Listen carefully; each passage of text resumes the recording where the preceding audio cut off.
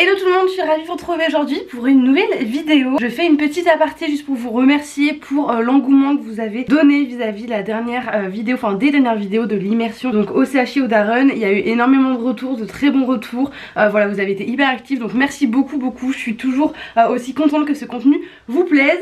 Et bref, voilà, fin de l'aparté, on n'en parlera plus ici. Donc aujourd'hui je vous emmène dans un cours de dressage. Vous savez, je vous en ai parlé lors d'une FAQ en début du mois. Depuis la rentrée donc on prend des cours avec Pépère tous les mardis, des cours collectifs de dressage avec Mickaël, donc un coach de mes écuries avec qui j'ai déjà fait plusieurs petites vidéos, vous pouvez retrouver sur ma chaîne. Donc aujourd'hui c'est notre 4e cours avec Mickaël, je vous emmène avec moi voir un petit peu tout ça. Mais avant toute chose je voulais vous parler un petit peu de deux articles que j'ai reçus de la marque Jus et Pas.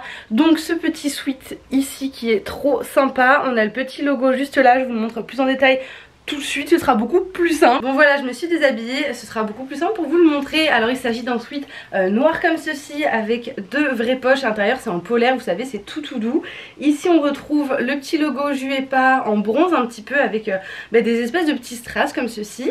Et surtout sur les lanières, donc les deux petites languettes, vous savez, qui servent à serrer la capuche initialement, on retrouve plein de petits cristaux un petit peu marron, cuivre comme ça, c'est trop joli. Voilà, c'est un sweat assez basique mais qui peut aussi bien se porter du coup pour aller au cheval comme je vais le faire aujourd'hui, mais également en ville pour tous les jours et tout. Il est trop sympa avec une vraie capuche et l'intérieur c'est tout doux, tout de la moumoute, et vous aurez le lien en barre d'infos bien évidemment.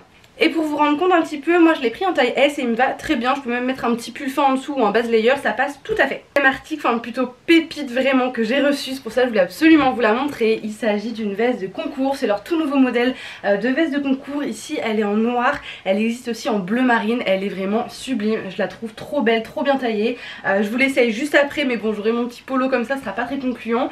Du coup on va retrouver au niveau du col un col un petit peu satiné comme ça qui vient vraiment habiller la veste. Au niveau des boutons on a tout le contour qui est doré comme ceci, c'est hyper léger mais hyper joli.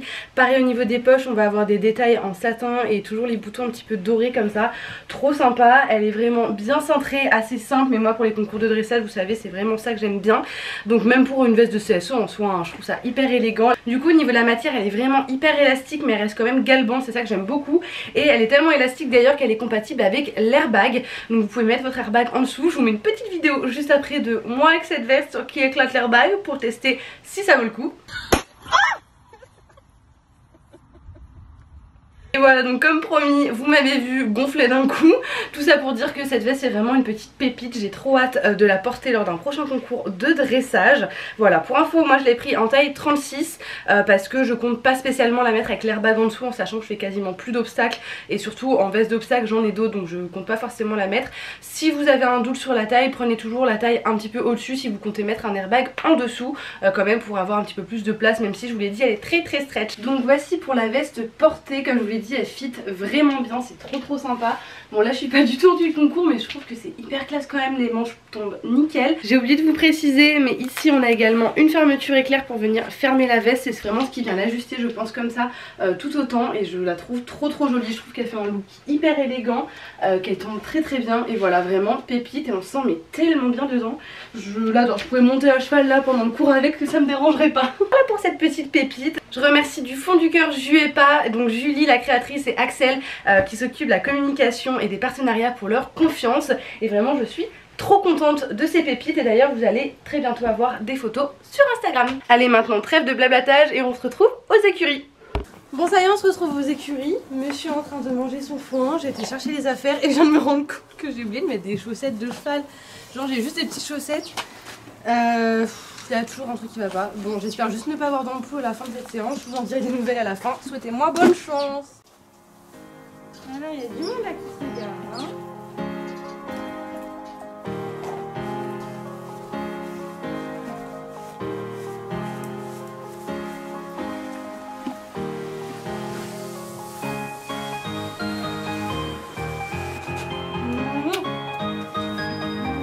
Tu vas être bien.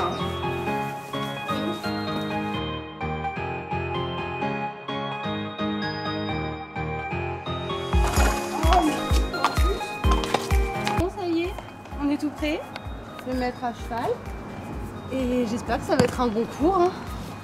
Voilà, c'est parti.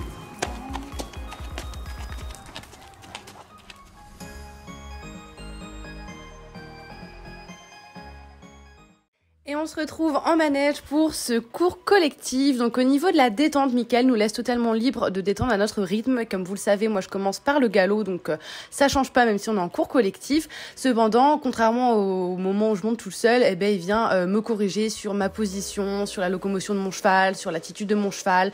Voilà, il prend en compte le fait évidemment qu'on soit en détente, donc on n'en demande pas trop. Mais il vient quand même nous corriger dès le début de la séance. Donc c'est hyper cool d'avoir quelqu'un à pied pour ça. Et c'est pour ça que je suis contente de reprendre les cours pour vraiment progresser. Donc on travaille beaucoup sur ma position de main notamment, mais également mon dos, mes jambes, enfin tout en fait. Tout est à revoir puisque ça fait maintenant plus de 2 ans quasiment que je monte presque tout le temps tout seul. C'est très irrégulier au niveau de mes cours.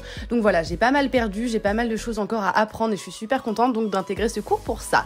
Donc vous le voyez, là Pépère est un petit peu moins instable, un petit peu moins bas que d'habitude.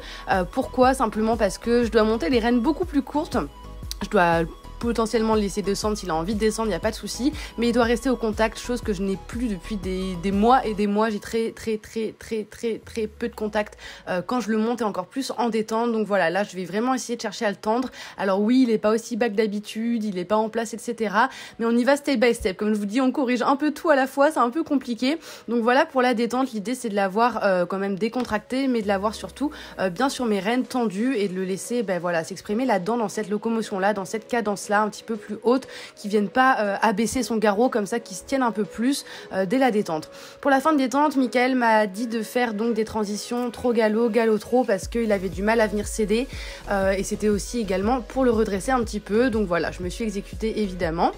Et vous voyez quelques petites transitions qui sont pas folles, hein. Vous allez voir au fur et à mesure de la séance, je l'ai de mieux en mieux au niveau du contact, mais ça prend du temps, le temps qu'il vienne se tendre, le temps qu'il s'échauffe, etc.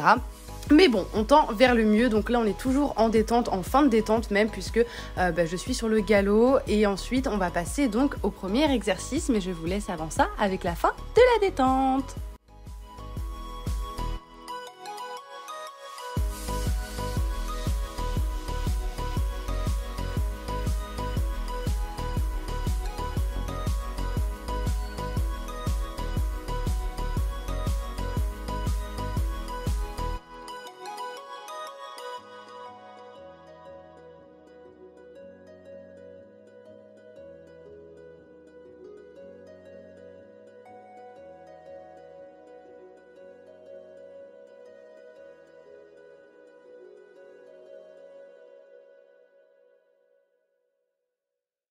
Une fois que tout le monde a terminé de détendre, on est venu travailler sur un exercice d'abord au pas. Il fallait donc doubler en A, faire une volte donc en I, et ensuite à partir de entre I et X entre guillemets, donc de la ligne du milieu, partir en session d'abord à la jambe droite. Donc ce qu'on va venir faire juste ici, Pépère a pas trop de mal entre guillemets à aller sur le latéral, mais il a du mal à aller vers l'avant et latéralement en même temps. Et moi en plus je viens tout bloquer puisque je me crispe totalement dans ce genre de figure. Donc c'est vraiment ce qu'on a travaillé ici, c'est qu'il garde quand même une bonne locomotion tout en se déplaçant et sans que je me crispe comme ça dès que je rentre dans l'exercice en fait, parce que du coup je suis plus du tout juste. Donc voilà, on l'a fait évidemment plusieurs fois, je vous ai mis presque tous les passages je pense, peut-être pas tous parce que au pas c'est assez long à regarder. Voilà, mais pour vous donner une petite idée de l'exercice quand même, j'ai voulu vous montrer un peu les volts et un petit peu l'évolution au fil de la séance. Donc là c'était un petit peu mieux, mais vous voyez toujours qu'il a la tête un peu instable et moi j'ai l'impression que je respire pas en fait. Du coup on perd en cadence, on perd en impulsion, en activité, et on est un petit peu dans la faute entre guillemets, même si sur le principe oui il va sur le côté, mais là on est vraiment en cours et le but c'est d'avoir un cheval qui tend toujours vers le mieux, qui fonctionne mieux, etc. C'est un petit peu le but. Donc voilà. À la fin de l'exercice et avant de recommencer donc à nouveau le même tracé, on vient un petit peu trotter les chevaux, voilà, pour les remettre un peu en avant, pour les recadencer, les libérer un petit peu, les délier, etc. Toujours sous l'œil et les conseils de Mickaël. D'ailleurs, je voulais initialement laisser les conseils et la voix de Mickaël, mais c'est trop compliqué puisqu'on l'entend pas hyper bien, puisque ma mère était à l'extérieur de la carrière bien évidemment. Et en plus, souvent il s'adresse également à d'autres personnes, donc c'est un peu compliqué de savoir quand il me parle, etc. C'est pourquoi j'ai coupé le son. Je sais que vous aimez bien. J'aurais bien aimé vous le montrer aussi, enfin vous le faire écouter, mais malheureusement ça rendait pas bien. Donc bref, là on vient faire donc le même exercice mais cette fois avec une session à la jambe gauche. Bon, j'ai fait mon cercle évidemment avant mais ma mère ne l'a pas filmé. Donc normalement c'est le côté où on est plus à l'aise. Là il fait un bon début de session et après je le perds complètement dans la session, il finit en diagonale tout simplement. Donc on l'a répété évidemment plusieurs fois en essayant toujours d'avoir un pas délié, etc. Au final ça paraît assez simple mais ça l'est pas tant que ça. Donc voilà, j'étais un peu surprise parce que je pensais qu'on allait mieux s'en sortir que ça, mais c'est bien aussi, ça me sort de ma zone de confort et c'est ça que je recherche. Voilà, avec ce nouveau cours, je vais pas arrêter de le répéter mais je suis très contente voilà, d'intégrer un nouveau cours de dressage. Là on était un petit peu sur le mieux mais j'ai perdu les hanches à la fin et ensuite on est venu le faire au trot. Donc au trot là on peut voir que mon défaut de ramener les mains vers moi revient, même si j'essaye vraiment de les avancer, je vous promets, c'est très compliqué. C'est comme quand un ostéopathe vous dit de pas marcher les pieds en canard mais vous avez l'habitude de marcher comme ça, donc du jour au lendemain c'est pas facile.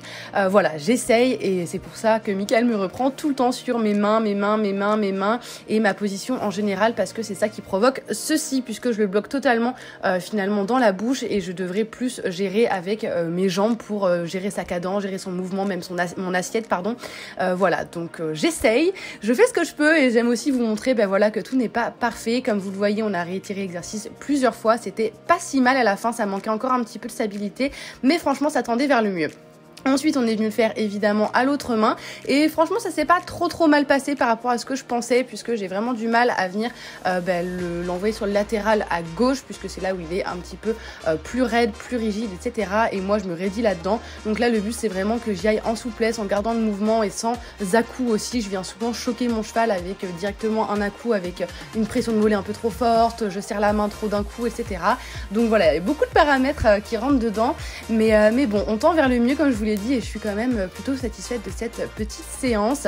À la fin d'ailleurs, vous allez pas le voir, ça c'est mon dernier passage, mais à la fin évidemment j'ai déroulé un petit peu tête en bas. Je vous l'ai pas montré parce que il est hyper noir et que je crois que ma mère n'a pas filmé d'ailleurs. Mais voilà un petit peu pour cette séance-ci. C'est pas facile hein.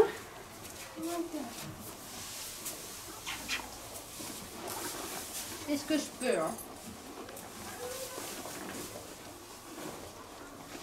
Dis donc, tu t'enfuis? Alors, que tu veux une petite carotte? Bon ça y est, vous l'avez vu, c'est la fin de ce cours, de cette vidéo. Qu'est-ce que tu cherches? Du coup ça n'a pas été encore un cours facile mais c'est ça aussi que je recherche, c'est vraiment de sortir de ma zone de confort et aller plus vers mon cheval que vers mon propre confort à moi où je viens un petit peu bloquer son mouvement pour être plus confortable dessus, pour avoir l'impression qu'il fonctionne mieux alors que pas du tout. On est en pleine transition un petit peu pour le récupérer comme il était avant, j'ai envie de dire avant tout ça. J'espère que ça va tendre vers le mieux mais je suis plutôt contente de ces petits cours. N'hésitez pas à me dire ce que vous en avez pensé en commentaire et à liker cette vidéo si vous voulez de nouveau peut-être une vidéo de cours avec Mickaël un peu plus tard pour voir l'évolution et les autres petits exercices qu'on a fait. Voilà un petit peu, petite conclusion pour mes non-chaussettes. Ça a été, aucune ampoule, tout va bien, franchement ça m'a pas du tout dérangé pendant la séance. En vrai je vous fais de gros bisous et je vous dis à